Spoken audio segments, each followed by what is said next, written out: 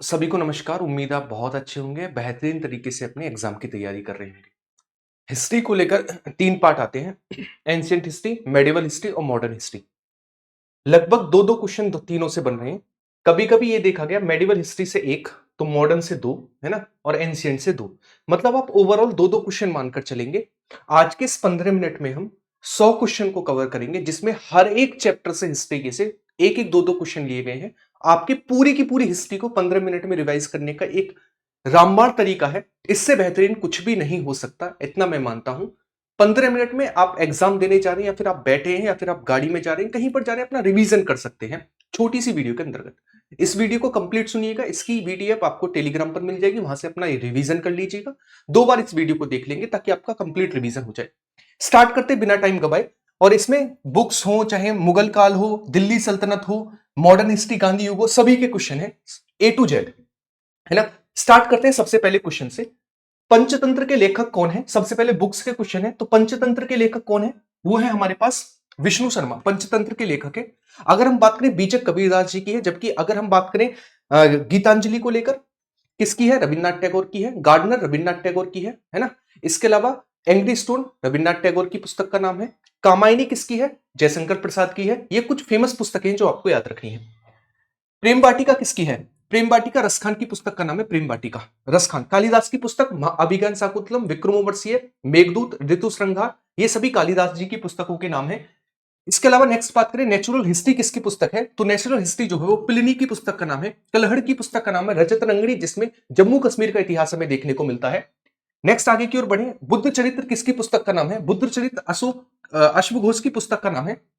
शूद्रक की पुस्तक का नाम है मृच कटिकम। कौन सी? मृच कटिकम है। नेक्स्ट कादंबरी किसकी पुस्तक है? कादंबरी, तो कादंबरी किसकी पुस्तक है हमारे पास? हर्ष चरित्र और कादंबरी वाणभट्ट की पुस्तक के नाम है, जबकि हर्षवर्धन के नाटकों के नाम है हमारे पास। हर्षवर्धन के 3 नाटक हैं। कौन कौन से 3 नाटक हैं आप मुझे कमेंट बॉक्स में बताएंगे। हर्षवर्धन के 3 नाटक। अमरकोश को लेकर बात में किसकी है? अमर सिंह की पुस्तक का नाम है अमरकोश। नेक्स्ट शाहनामा किसकी है? शाहनामा फिरदौसी की पुस्तक का नाम है शाहनामा। आगे आते हैं साहित्य लहरी किसकी है? सूरसागर, सूरसागर, सारावली और साहित्य लहरी, तीनों पुस्तक किसकी है? सूरसागर की, सूरदास जी की पुस्तकों के नाम है। सूरसागर किसकी है? सीधी सी बात, सूरदास जी की पुस्तक का नाम है सूरसागर। नेक्स्ट आता हुमायूंनामा किसकी है? हुमायूंनामा लिखी गई है गुलबदन बेगम के द्वारा। किसके द्वारा? गुलबदन बेगम के द्वारा। यहां पर एक वर्ड है अर्जुमंद बानो बेगम। कौन थी अर्जुमंद बानो बेगम? मुमताज महल को ही कहा जाता है, जिनकी याद में ताजमहल बनाया गया था, अर्जुमंद बानो बेगम। तो ये किसकी है हमारे पास? गुलबदन बेगम की पुस्तक है हुमायूंनामा। चित्रांगदा किसकी पुस्तक है? तो ये सभी रविन्द्रनाथ टैगोर की पुस्तक है। चित्रांगदा हो गई, इसके अलावा गोरा हो गई, गीतांजलि हो गई, है ना, एंग्री स्टोन हो गया, ये सभी के सभी रविन्द्रनाथ टैगोर की पुस्तकें हैं। गीतांजलि किसकी? इसी के लिए इन्हें साहित्य में क्या मिला था? नोबेल मिला था। रविन्द्रनाथ टैगोर की पुस्तक का नाम है। गार्डनर किसकी पुस्तक का नाम है? तो अभी मैंने आपको बताया रविन्द्रनाथ टैगोर की पुस्तक का नाम है गार्डनर। नेक्स्ट आता है एंग्री स्टोन। हंगरी स्टोन किसकी है? तो हंगरी स्टोन जो है वो किसकी? रविन्द्रनाथ टैगोर की पुस्तक है हंगरी स्टोन। पोस्ट ऑफिस किसकी है? तो पोस्ट ऑफिस भी रविन्द्रनाथ टैगोर का ही पुस्तक है पोस्ट ऑफिस। भगवत गीता पुस्तक के लेखक कौन है? भगवत गीता। तो भगवत गीता का टीका किसके द्वारा किया गया? वेद व्यास के द्वारा, है ना, वेद व्यास के द्वारा किया गया है। नेक्स्ट 1885 में कांग्रेस की स्थापना किसके द्वारा की गई थी? एओ ह्यूम के द्वारा की गई थी दिसंबर 1885 में। इसके पहला अधिवेशन जो है उसमें 72 लोगों ने भाग लिया था और डब्ल्यू सी बनर्जी के द्वारा इसकी अध्यक्षता की गई थी। इसके अलावा प्रथम महिला कांग्रेस की अध्यक्ष थी एनी बेसेंट, और प्रथम भारतीय महिला कांग्रेस की अध्यक्ष थी 1925 में हुए कानपुर अधिवेशन की अध्यक्षता की थी किसके द्वारा? वो थी सरोजनी नायडू। कौन थी? सरोजनी नायडू। इसके अलावा हरिपुरा अधिवेशन की अध्यक्षता की गई थी सुभाष चंद्र बोस जी के द्वारा, 1929 में हुआ था, जिसमें पूर्ण स्वराज की मांग की गई थी। उसकी अध्यक्षता की गई थी जवाहरलाल नेहरू जी के द्वारा। गांधी जी ने केवल एकमात्र कांग्रेस के अधिवेशन की अध्यक्षता की थी, वो था बेलगांव अधिवेशन 1924। ठीक है। इसके अलावा हम बात करें, अच्छा, सूरत अधिवेशन में फूट डली थी, जिसमें गरम दल नरम दल एक हुआ था। उसकी अध्यक्षता किसके द्वारा की गई थी? तो वो थे रास बिहारी घोष के द्वारा। इसके अलावा हम बात करें किसको लेकर, इसके अलावा हम बात करें कब हमारे पास दोनों मिले, है ना, मुस्लिम लीग और कांग्रेस, तो ये था 1916 का लखनऊ अधिवेशन, जिसकी अध्यक्षता की गई थी अंबिका चरण मजूमदार के द्वारा। ये भी आप याद रखेंगे। तो एओ ह्यूम के द्वारा किसकी स्थापना की गई थी? कांग्रेस की। भारतीय राष्ट्रीय कांग्रेस की स्थापना कितने प्रतिनिधियों ने भाग लिया? 72 प्रतिनिधियों ने भाग लिया। और ये पहला अधिवेशन कहां पर हुआ था? बंबई में हुआ था, जिसकी अध्यक्षता डब्ल्यू सी बनर्जी के द्वारा की गई थी। किस वायसराय ने बंगाल विभाजन किया? तो बंगाल विभाजन किया गया करजन के समय पर 1905 में, जबकि बंगाल विभाजन रद्द किया गया था हॉर्डिंग के समय पर 1911 के समय पर। और इसी समय पर क्या हुआ था? इसी समय पर दिल्ली दरबार का भी आयोजन किया गया था। नेक्स्ट, और कैनिंग के समय पर क्या हुआ था? कैनिंग के समय पर 1857 की क्रांति हुई थी। नेक्स्ट, किस वर्ष मुस्लिम लीग की स्थापना रसीमुल्ला और आगा खां के द्वारा की गई थी? ये था 1906, ढाका में की गई थी, ढाका में। किस वर्ष 1906 में मुस्लिम लीग की स्थापना कहां पर की गई? तो सलीमुल्ला और आगा खां ने 1906 में कहां पर की गई थी? ढाका में। कहां पर की थी? ढाका में की थी। कांग्रेस के किस अधिवेशन में नरम दल और गरम दल का विभाजन हुआ था? मैंने आपको बताया था, वो था 1907 का सूरत अधिवेशन, रास बिहारी घोष के द्वारा इसकी अध्यक्षता की गई थी। तो कांग्रेस का सूरत अधिवेशन कब हुआ? 1907 में कांग्रेस का सूरत अधिवेशन होता है। कांग्रेस का सूरत अधिवेशन की अध्यक्षता किसने की थी? रास बिहारी घोष के द्वारा की गई थी। एनी बेसेंट प्रथम महिला थी। प्रथम भारतीय कौन थी? सरोजिनी नायडू थी। गांधी जी 1924 बेलगांव अधिवेशन केवल एक बार। मार्ली मिंटो एक्ट किस वर्ष पारित हुआ? Morley Minto act 1909, Montagu Chelmsford सुधार 1919 और रोलेट एक्ट 1919 में आया। तीनों याद रखेंगे आप। तो ये कब आया? 1909 में आता है मार्ली मिंटो सुधार। दिल्ली दरबार का आयोजन कब हुआ? दिल्ली दरबार का आयोजन तभी हुआ जब बंगाल विभाजन हुआ 1911। किसके समय पर? हॉर्डिंग के समय पर। किस वायसराय के शासनकाल में बंगाल विभाजन रद्द हुआ? तो हॉर्डिंग के समय पर 1911 में बंगाल विभाजन रद्द हुआ था, ये भी आप याद रखेंगे। महात्मा गांधी साउथ अफ्रीका से वापस कब लौटे थे? तो जनवरी 1915 में वापस लौटे थे और इन्हीं के आगमन को बनाया जाता है प्रवासी भारतीय दिवस।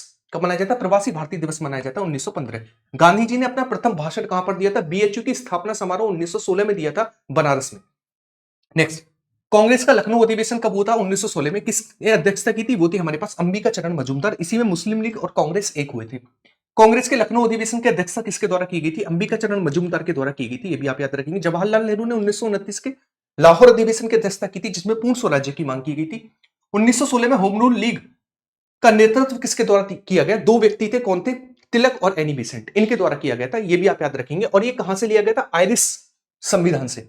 आयरिश संविधान से दिया गया था 1900, sorry, option number A. Bharat में होम रूल लीग की अवधारणा किस देश से ली गई है? तो आयरलैंड से ली गई, क्योंकि एनी बेसेंट कहां से थी? आयरिश महिला थी, आयरलैंड से थी। कांग्रेस के अधिवेशन की पहली महिला अध्यक्ष कौन थी? तो मैंने आपको बताया था, भारतीय पूछे तो वो थी सरोजिनी नायडू, और ओवरऑल पूछे तो वो कौन थी? वो थी Annie Besant. Annie Besant. Annie Besant ने किस वर्ष कांग्रेस के कलकत्ता अधिवेशन की अध्यक्षता की थी? आपको बताना, 1915, 1916, 1917 या फिर 1918। तो किस वर्ष की थी? 1917 में कांग्रेस के अधिवेशन की अध्यक्षता की थी, जबकि सरोजिनी नायडू ने 1925 में कानपुर में की थी। रोलेट एक्ट किस अंग्रेजों का काला कानून कहा गया? किस वर्ष पारित हुआ? इसे कहा गया बिना अपील, बिना वकील, बिना दलील का कानून, जो कि पारित होता है कब? जो कि पारित होता है 1919 में। और इसी के कारण जो है जलियांवाला बाग हत्याकांड हुआ, और इसी के कारण असहयोग आंदोलन की स्टार्टिंग हुई। किस महिला ने भारतीय तिरंगा का सबसे पहले फहराया? तो वो थी मैडम भीकाजी कामा। ठीक है, नेक्स्ट। सिंधु घाटी सभ्यता की विशेषता क्या थी? तो सिंधु घाटी सभ्यता प्रथम नगरीकृत सभ्यता थी, व्यवस्थित शहरी जीवन इनका मूल आधार था। किस मूर्ति सिंधु घाटी सभ्यता के लोगों की एक महत्वपूर्ण रचना थी? कांसे की बनी नर्तकी। डांसिंग गर्ल जो है इनकी महत्वपूर्ण विशेषता थी, आप याद रखेंगे, कांसे की बनी नर्तकी। निम्नलिखित में से वैदिक संहिताओं में भारतीय संगीत का जनक किसे माना जाता है? तो वो है सामवेद। अथर्ववेद सबसे पुराना वेद है, सॉरी सबसे नया वेद है। ऋग्वेद सबसे पुराना वेद है, जिसमें 10 मंडल, 1028 सूक्तियां, 10,562 श्लोक देखने को मिलते हैं। यजुर्वेद में यज्ञ हवन कर्मकांड देखने को मिलते हैं। सामवेद में संगीत देखने को मिलता है। अथर्ववेद में हमें जादू टोना टोटका देखने को मिलता है, और ऋग्वेद में हमें प्रार्थना से संबंधित श्लोक देखने को मिलते हैं। निम्न में से योग का प्रतिपादन किसने किया था? पतंजलि के द्वारा योग, जबकि गौतम के द्वारा किसका प्रतिपादन किया गया था? आप कहेंगे न्याय का। तो महर्षि गौतम ने किसका किया था? तो न्याय का प्रतिपादन किसके द्वारा किया गया था? गौतम के द्वारा। वैदिक लोगों द्वारा किस धातु का प्रयोग सबसे पहले किया गया? तो आप याद रखेंगे, सबसे पहले वैदिक लोगों के द्वारा सबसे पहले किस धातु का प्रयोग किया गया? तो आप याद रखेंगे, वैदिक लोगों ने सबसे पहले लोहे का यूज करना स्टार्ट किया, क्योंकि वैदिक काल में, उत्तर वैदिक काल में सबसे पहले लोहे की खोज होती है भारत में। तो लोहा सबसे पहले वैदिक काल में आता है ना, लोहा सबसे पहले वैदिक काल में आता है। मानव के द्वारा पहली यूज की गई धातु का नाम था तांबा, जबकि उत्तर वैदिक काल में लोहा आया, जिसके प्रमाण हमें अतरंजी खेड़ा से देखने को मिलते हैं, उत्तर प्रदेश के कासगंज से। हड़प्पा सभ्यता का युग था लोह युग, नवपाषाण, कांस्य युग। सबसे पहले कांस्य का युग हड़प्पा कालीन लोगों ने किया, और सबसे पहला खोदा गया स्थल भी, सबसे प्राचीन स्थल भी हड़प्पा है भारत में। भारत में सबसे पहला खोजा गया शहर कौन सा? आप कहेंगे हड़प्पा है, जो कि पाकिस्तान में देखने को मिलता है। संस्कृत भाषा का पहला व्याकरणकर्ता कौन माना जाता है? तो कौन थे? वो थे पाणिनि, है ना, पाणिनि थे, जिनकी पुस्तक का नाम है अष्टाध्यायी। क्या नाम है? अष्टाध्यायी है। पंचतंत्र के लेखक कौन है? विष्णु शर्मा पंचतंत्र के लेखक है, आप सभी को पता होगा। भगवान बुद्ध ने अपनी अंतिम सांस कहां पर ली थी? भगवान बुद्ध का जन्म कहां पर हुआ था? लुम्बिनी में हुआ था। इनकी मृत्यु कहां पर हुई थी? कुशीनगर में हुई थी। इनकी मां का नाम था महामाया, इनके पिता का नाम था शुद्धोधना, इनका खुद का नाम था सिद्धार्थ, इनके पुत्र का नाम था राहुल, है ना, और इनके भाई, चचेरे भाई का नाम था देवदत्त। और इन्होंने ज्ञान की प्राप्ति 29 वर्ष में गृह त्याग किया, है ना, इन्होंने 29 वर्ष में गृह त्याग किया था। और इन्हें कहां पर? बोध गया में ज्ञान की प्राप्ति हुई, पीपल वृक्ष के नीचे। बैसाख पूर्णिमा के दिन। ये सारी के सारी चीजें आप याद रखेंगे। तो कहां पर इनकी महापरिनिर्वाण हुआ? वो था कुशीनगर। सारनाथ में हमें एक सारनाथ स्तंभ देखने को मिलता है जहां से राष्ट्रीय चिन्ह लिया गया हमारा, और बोध गया में इन्हें ज्ञान की प्राप्ति होती है। वह शासक कौन था जिसने राज सिंहासन पर बैठने के लिए अपने पिता बिंबिसार को मारा? तो बिंबिसार का बेटा था कौन? अजातशत्रु। इसीलिए इसे कहा जाता है पितृहंता वंश, है ना। कनिष्क को लेकर बात करें, 78 एडी में राज्याभिषेक किया, और किसकी शुरुआत करता है? शक संवत की स्टार्टिंग करता है कनिष्क, जिसे भारतीय गवर्नमेंट ने अपनाया है। मौर्य वंश के बाद किस वंश का आगमन हुआ? शुंग वंश, है ना। शुंग वंश का आगमन होता मौर्य वंश के बाद। देश को लाइट ऑफ एशिया के रूप में भी जाना जाता है। तो आप सभी को पता है लाइट ऑफ एशिया किसे कहा जाता है? गौतम बुद्ध को कहा जाता है लाइट ऑफ एशिया। तीर्थंकर शब्द का संबंध किससे? 24 तीर्थंकर है, 23वें तीर्थंकर, पहले तीर्थंकर कौन थे? पहले तीर्थंकर थे ऋषभदेव, और 23 में थे पार्श्वनाथ, और 24 में थे अंतिम, जिनका नाम था महावीर स्वामी। तो तीर्थंकर शब्द संबंधित है किससे? जैन धर्म से। निम्नलिखित में से बौद्धों का पवित्र ग्रंथ किसे माना जाता है? त्रिपिटक, सुत्त पिटक, विनय पिटक और अभिधम्म पिटक, 3 पिटकों को माना जाता है। बुद्ध किस वंश से संबंधित थे? तो शाक्य वंश से बुद्ध थे, जबकि बात करें महावीर स्वामी, वो जात्रक क्षत्रिय वंश से संबंधित थे। गौतम बुद्ध के अनुयायियों के लिए प्रसिद्ध विक्रमशिला विश्वविद्यालय की स्थापना किस शासक ने की थी? महिपाल, देवपाल, धर्मपाल या फिर गोपाल? आप इसका आंसर आप मुझे कमेंट बॉक्स में देंगे। बी और सी में से एक आंसर इसका है। नेक्स्ट, मिलिंद पन्नो क्या है? तो एक बौद्ध का एक नाम है ना, बौद्ध स्थल है, बौद्ध ग्रंथ है। मिलिंद पन्नो क्या है? एक बौद्ध ग्रंथ है मिलिंद पन्नो, एक बुक है मिलिंद पन्नो। निम्न में से कौन विदेशी यात्री सबसे पहले भारत आया था? तो इसका नाम क्या था? इसका नाम था हमारे पास मेगस्थनीज, है ना। मेगस्थनीज, जिसकी पुस्तक का नाम है इंडिका, जो कि चंद्रगुप्त मौर्य के समय पर भारत आया था।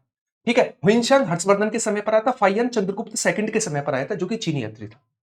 नेक्स्ट, कुतुब मीनार किस प्रसिद्ध शासक ने पूरा किया? कुतुब मीनार का निर्माण बख्तियार काकी की याद में कराया गया कुतुबुद्दीन ऐबक के द्वारा, लेकिन इसका निर्माण पूर्ण कराया इल्तुतमिश ने। इसकी 5वीं मंजिल जो है वो लगवाई गई किसके द्वारा? फिरोज शाह तुगलक के द्वारा। तो ये है कहां पर? ये दिल्ली में है। तो इसको पूर्ण कराया इल्तुतमिश ने। नेक्स्ट, लाख बख्श की उपाधि लाख बख्श कुरान खां, और ये चौगान खेलते समय मर गया था, और यही मामलुक वंश का संस्थापक कहा जाता है। इसका नाम था हमारे पास क्या? कुतुबुद्दीन ऐबक। रजिया सुल्तान किसकी बेटी थी? रजिया सुल्तान इल्तुतमिश की बेटी थी। बलबन ने चालीसा दल खत्म किया था, और चालीसा दल स्टार्टिंग की थी इल्तुतमिश के द्वारा, है ना। टंका और चीतल इल्तुतमिश ने चलाए थे सिक्के। निम्न में से वह दिल्ली का सुल्तान कौन था जिसकी मृत्यु पर पोलो खेलते समय हुई थी? तो मैंने आपको बताया था वो था कुतुबुद्दीन ऐबक, जो पोलो खेलते हुए मारा गया था। उत्तरी भारत में प्रथम महिला मुस्लिम शासिका कौन थी? वो थी रजिया सुल्ताना। कौन थी? रजिया सुल्ताना थी। मोहम्मद गौरी विजित क्षेत्रों पर देखभाल के लिए किसको छोड़कर गया? और इसी व्यक्ति ने मामलुक वंश की स्थापना की थी। तो इस व्यक्ति का नाम था कुतुबुद्दीन ऐबक, है ना। इसे कहा जाता है गुलाम, गौरी का गुलाम, और इल्तुतमिश को कहा जाता है गुलामों का गुलाम। नेक्स्ट, रजिया सुल्तान किसकी बेटी थी? तो मैंने आपको बताया था इल्तुतमिश की बेटी थी रजिया सुल्ताना। इल्तुतमिश दिल्ली के सुल्तान का पद संभालने से पहले बलबन किस सुल्तान के प्रधानमंत्री था? किसका प्रधानमंत्री था? आराम शाह, बहराम शाह, कुतुबुद्दीन ऐबक या फिर नसीर शाह? दिल्ली का सुल्तान के पद का संभालने से पहले बलबन किस सुल्तान के अधीन काम करता था? ये आपको बताना है। किस सुल्तान के अधीन था? आराम शाह, बहराम शाह? आप इसका आंसर एक बार मुझे कमेंट बॉक्स में करके बताएंगे। 3 क्वेश्चन है जिसका आंसर आपको करने हैं। नेक्स्ट, दिल्ली सल्तनत का राज्यकाल कब से कब शुरू हुआ? दिल्ली सल्तनत कब, राज्यकाल कब समाप्त हुआ? तो आपको पता है 1526 में होता पानीपत फर्स्ट। पानीपत फर्स्ट किसके बीच होता? बाबर और इब्राहिम लोदी के बीच होता है। और इब्राहिम लोदी यानी लोदी वंश दिल्ली सल्तनत का अद्वितीय राजवंश था। जिसके बाद कौन आए? जिसके बाद मुगल आए, है ना। तो 1526 में खत्म होता है दिल्ली सल्तनत। चंगेज खान ने जलालुद्दीन का पीछा करते हुए किसके शासनकाल में भारत में एंट्री करने की कोशिश की थी? वो था इल्तुतमिश। कौन था? इल्तुतमिश था। नेक्स्ट, दिल्ली की खिलजी सुल्तान थे कौन थे? दिल्ली के खिलजी सुल्तान अफगान थे, तुर्क थे, जाट कबीला था या फिर मंगोल थे? दिल्ली के खिलजी सुल्तान कौन थे? तुर्क थे। दिल्ली के खिलजी सुल्तान कौन थे? तुर्क। मदुरई तक सफलता पूर्वक बढ़ने का दिल्ली का जनरल कौन था? जो मदुरई तक बढ़ा, ये था मलिक काफूर, अलाउद्दीन खिलजी का प्रेमी का। ठीक है। स्वयं का दूसरा सिकंदर, सिकंदर रुखसानी, इसी के द्वारा बाजार नियंत्रण प्रणाली लाई गई, इसी के द्वारा दाग और हुलिया प्रथा लाई गई। ये कौन था? ये था हमारे पास अलाउद्दीन खिलजी। और इसी के समय पर सर्वाधिक मंगोल आक्रमण भी हुए। किसके समय सबसे अधिक मंगोल आक्रमण हुए? अलाउद्दीन खिलजी के समय सर्वाधिक मंगोल आक्रमण देखने को मिलते हैं। मोहम्मद बिन तुगलक का निपुण था, इसमें निपुण था दर्शन में। आपको पता है दिल्ली सल्तनत का सबसे पढ़ा लिखा शासक कहा जाता है किसको? मोहम्मद बिन तुगलक को। इसी को मनियारों का राजकुमार कहा जाता है। इसी के द्वारा राजधानी परिवर्तन किया गया, इसी के द्वारा सांकेतिक मुद्रा चलाई गई। कौन था? मोहम्मद बिन तुगलक था। और इसी की याद में फिरोज शाह तुगलक में जौनपुर नगर बसाया, जो कि उत्तर प्रदेश में देखने को मिलता है, जिसे कहते हैं पूर्व का सिराज, और ये दर्शन के लिए फेमस था। सुल्तान वंश की विशालतम स्थायी सेना जिसका भुगतान सीधा राज्य द्वारा किया जाता था, तो आपको पता दाग और हुलिया प्रथा ये किससे संबंधित थी? सेना से। किसके समय आई? अलाउद्दीन खिलजी के समय पर। इब्न बतूता किसके समय भारत आया था? मोहम्मद बिन तुगलक के समय आया था इब्न बतूता भारत, है ना। मोरक्को से आया था। सन 1329 और 30 में किसने तांबे के सिक्कों के रूप में प्रमाण स्वरूप मुद्रा चलाई, यानी सांकेतिक मुद्रा? तो सांकेतिक मुद्रा चलाई गई थी मोहम्मद बिन तुगलक के द्वारा। नेक्स्ट, दिल्ली के निम्नलिखित सुल्तानों में से किसे इतिहासकारों ने विरोधों का मिश्रण कहा है? विरोधों का मिश्रण, मनियारों का राजकुमार, मोहम्मद बिन तुगलक। कौन था? मोहम्मद बिन तुगलक था। किस कारण से मोहम्मद बिन तुगलक असफल व्यक्ति साबित हुआ? तो वह विक्षिप्त था, वह व्यावहारिक राजनेता नहीं था, उसकी राजधानी दूसरे शहर को बनाया, उसने चीन के साथ युद्ध किया नहीं। वह व्यावहारिक था, वो विक्षिप्त था, उसने राजधानी परिवर्तन किया और उस राजधानी परिवर्तन रहा असफल, जिसके कारण मोहम्मद बिन तुगलक जो है एक असफल राजा साबित हुआ। नेक्स्ट, लोदी वंश की स्थापना किसके द्वारा की गई थी? तो वो कौन था? बहलोल लोदी था। गुरुमुखी लिपि में कविताएं कौन करता था? सिकंदर लोदी करता था। आगरा शहर किसके द्वारा बसाया गया? सिकंदर लोदी के द्वारा बसाया गया। भारतीय उपमहाद्वीप में निम्नलिखित में से किस स्थल से सर्वप्रथम होमिनिड जीवाश्म की खोज की गई? तो ये स्थल कौन सा? हथनोरा है।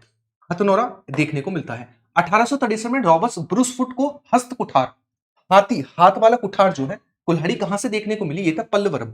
कहां से मिली? पल्लवरम से मिली। आभूषणों से युक्त मध्य पाषाणिक मानव समाधियां कहां से मिली हैं? मतलब समाधियों में उन्होंने आभूषण पहने रखे हैं, ऐसा एक कहां से देखने को मिला? महदा यूपी से देखने को मिला है। निम्नलिखित में से कौन सा प्रागैतिहासिक स्थल नहीं है? तो आप सभी को पता है ये सभी प्रागैतिहासिक स्थल है, जबकि कौशाम्बी जो है ये किसके लिए फेमस है? ये एक दार्शनिक स्थल है, यहां पर गौतम बुद्ध से रिलेट करता है, जैन धर्म से, बौद्ध धर्म से। दार्शनिक स्थल है कौशाम्बी। भूकंप के प्राचीनतम प्रमाण कहां से देखने को मिली है? लोथल से भूकंप के प्राचीन प्रमाण देखने को मिलते हैं, लोथल। ठीक है ना, सॉरी, कालीबंगा से ना, कालीबंगा से हमें सबसे प्राचीन प्रमाण देखने को मिलते हैं। किसके? वो है भूकंप के। पक्की मिट्टी के बने हल का एक प्रतिरूप प्राप्त हुआ कहां से? तो पक्की बनी ईंटों का प्रतिरूप प्राप्त हुआ हमें कालीबंगन से। कहां से प्राप्त हुआ? कालीबंगन से प्राप्त हुआ है। पक्की ईंटों से बना हमारे पास हल। निम्नलिखित में से आपको बताना, पशुपति नाथ की जो मोहर थी उस पर कौन कौन से जानवर थे? तो उस पर व्याघ्र, हाथी, गैंडा और भैंसा, ये हमें देखने को मिलते हैं पशुपति नाथ की मोहर पर। वर्ण व्यवस्था से संबंधित पुरुष सूक्त, पुरुष सूक्त किससे संबंधित है? ऋग्वेद से संबंधित पुरुष सूक्त, जिसमें हमें वर्णाश्रम व्यवस्था देखने को मिलती है। अध्यात्म ज्ञान के विषय में नचिकेता और यम संवाद हमें किसमें देखने को मिलता है? यह कंठ उपनिषद, जिसमें यम और नचिकेता संवाद है वो है कंठ उपनिषद। नेक्स्ट, ऋग्वेदिक काल में निष्क शब्द का प्रयोग किसके लिए होता था? आगे चलकर इसका यूज किसके लिए होने लगा? निष्क होता था सोने के लिए, बाद में इसी का यूज होने लगा सोने के सिक्कों के रूप में। निष्क सोने के सिक्कों के रूप में। मोहम्मद गौरी ने 1192 में हुए तराइन के द्वितीय युद्ध में किस शासक को हराया? तो वो था पृथ्वीराज चौहान। पहले में 1191 में पृथ्वीराज चौहान ने गौरी को हराया था। फिर हुआ चंदावर का युद्ध 1194 में, जिसमें मोहम्मद गौरी ने किसको हराया था? राजा जयचंद को हराया था। दिल्ली सल्तनत के किस सुल्तान द्वारा अंततः गुलामों तुर्कों के समूह चालीसा को समाप्त कर दिया गया? तो बलबन ने चालीसा को समाप्त किया, जबकि इल्तुतमिश ने चालीसा को स्टार्ट किया था। निम्नलिखित को कालक्रम अनुसार समझाइएगा। आपको पता है कि दिल्ली सल्तनत में सबसे लास्ट राजवंश जो था वो था लोधी वंश, और लोधी वंश सेकंड पर है। इसमें एक ही ऑप्शन सेकंड पर है, वो है ऑप्शन नंबर डी। यानी पहले पर आता है हमारे पास इलवरी तुर्क, यानी हमारे पास गुलाम वंश, उसके बाद आता है हमारे पास खिलजी वंश, उसके बाद आता है हमारे पास तुगलक वंश, उसके बाद आता है सैयद वंश, और लास्ट में आता है लोधी वंश। नेक्स्ट, निम्न में से किसने गुलरुखी में कविताएं करना स्टार्ट किया था? तो वो कौन था? वो था सिकंदर लोधी, जिसके द्वारा आगरा शहर की भी स्थापना की गई थी। उत्तर भारत में चांदी का टंका जारी करने वाला मध्यकालीन शासक कौन सा था? इल्तुतमिश, रजिया, अलाउद्दीन खिलजी या फिर मोहम्मद बिन तुगलक? ये था इल्तुतमिश, जिसने सबसे पहले चांदी का टंका जारी किया, टंका और जीतर नाम के सिक्के जारी किए। दिल्ली के किस सुल्तान ने खैरात विभाग, दीवाने खैरात है ना, दारुल सफा, इनकी स्थापना की थी? तो दीवाने खैरात, दारुल सफा जो है, दीवाने खैरात क्या था? एक तरीके से भिखारियों का विभाग था, और दफ्तरे रोजगार है ना, रोजगार देने के लिए दारुल सफा, चिकित्सा के लिए, ये सब खोले गए किसके द्वारा? फिरोज शाह तुगलक के द्वारा। नेक्स्ट, तूते हिंद किसे कहा जाता? अमीर खुसरो, जिनका जन्म हुआ था 1253 पर पटियाली एटा कासगंज वाले क्षेत्र में हुआ था। नेक्स्ट, इन्हें कहा जाता तोता ए हिंद। किसके शासनकाल में सबसे अधिक मंगोल आक्रमण हुए? अलाउद्दीन खिलजी के समय सर्वाधिक मंगोल आक्रमण देखने को मिलते हैं। मोरक्को का यात्री इब्न बतूता किसके शासनकाल में भारत आया था? यह था मोहम्मद बिन तुगलक के समय आया था मोरक्को से इब्न बतूता। निम्नलिखित में से कौन महमूद गजनबी के साथ भारत आने वाले इतिहासकारों में शामिल नहीं है? देखिएगा, अलबरूनी जिसकी पुस्तक का नाम है किताबुल भारत आया, उत्वी जिसकी पुस्तक का नाम है किताब यामिनी भारत आया, वेहाकी जिसकी पुस्तक का नाम है किताब सुबुक्तकीन, ये भी आया है ना, तारीख सुबुक्तकीन, ये भी आया, लेकिन फिरदौसी यहां पर नहीं आया था, है ना, जिसकी पुस्तक का नाम है शाहनामा। नेक्स्ट, तो ये हुए हमारे पास 100 क्वेश्चन कंप्लीट। जो मैंने आपसे क्वेश्चन 2-3 पूछे हैं उसका आंसर कमेंट बॉक्स में करेंगे और मुझे प्यारी सी कमेंट छोड़कर जाएंगे कि आपके अभी हुए हैं केवल और केवल 15 से 20 मिनट, और 15 से 20 मिनट में आपने 100 क्वेश्चन पूरी की पूरी हिस्ट्री का एक रिवीजन कर लिया। उम्मीद है ये वीडियो अच्छी लगी होगी। वीडियो अच्छी लगी तो इसे लाइक तो ठोक कर जाएंगे, साथ के साथ कमेंट भी ठोक कर जाएंगे कि आपको ये क्लास कैसी लगी। मिलते हैं एक और वीडियो के साथ। बाय बाय, टेक केयर, जय हिंद। अभी सभी अपना ख्याल रखिएगा और नेक्स्ट वीडियो शायद कंप्यूटर को लेकर आएगी, तो उसका वेट करिएगा। Bye bye, take care.